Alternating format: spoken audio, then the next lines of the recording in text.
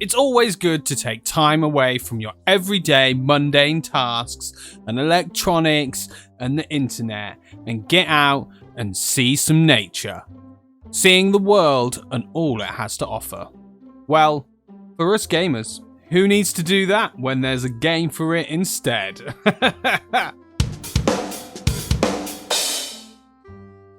Hey there everyone, and welcome back to a brand new episode. As always, I am your slow and lazy host, DrumForestDrum. Today we take a little look into a game which took me by surprise, and this is A Short Hike.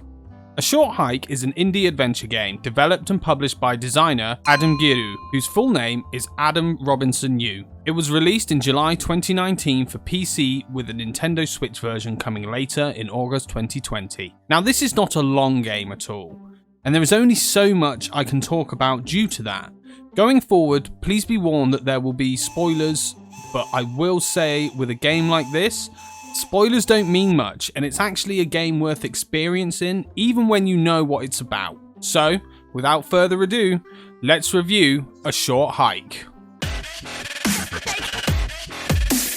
A Short Hike is set in a world where anthropomorphic animals thrive. You play as Claire, a young bird. You have travelled to Hawk Peak Provincial Park, where your Aunt May works as a ranger. Being out in the wilderness, you find you cannot get a signal for your phone, and as you are expecting an important phone call, you decide to reach the highest point of the park so that you can get a mobile signal. It is incredibly short, and there is very little to this story. You have your characters, a simple plot point in which to act on, and then off you go, and that's it. For what it is, there's nothing wrong with it. It's simple and enjoyable. No twists and turns, no antagonists, just a simple quest to climb a mountain. It's all it needs to be fair. I can't fault it if I'm honest with you. The game is played in a top-down view. As Claire, you run, swim, climb and fly. You very quickly learn about gold feathers and the need to collect them. These work as your stamina bar. For each gold feather owned, you can climb and sprint for longer, as well as flap your wings more times within flight, allowing you to soar further in the air before landing. You gain these feathers by finding them lying around, or completing activities and quests scattered through the area. There are several of these, and unfortunately I didn't do all of them, but I did most. You will get these quests by exploring the park and speaking to as many people as possible. There are fetch quests, races, speaking to people multiple times as they move through the park, spending money, fishing, and playing a game called Beach Stickball. You need a certain number of golden feathers to finish the story and finish the climb. And that is everything. That is the gameplay in a nutshell. There is not much to it, and I found that doing all the side quests and activities kept me happily entertained.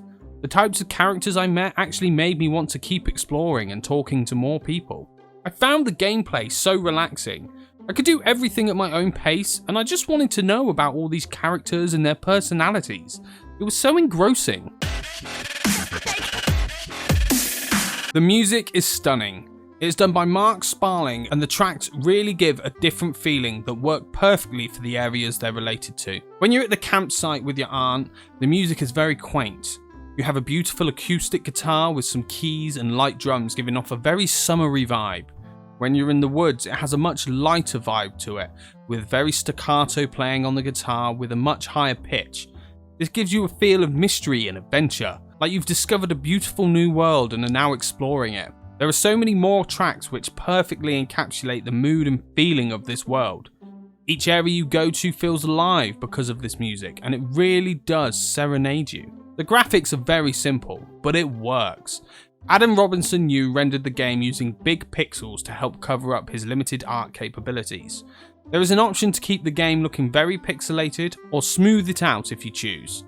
This, I feel, is a nice choice, as there are those who prefer the pixelated aesthetic and those who don't.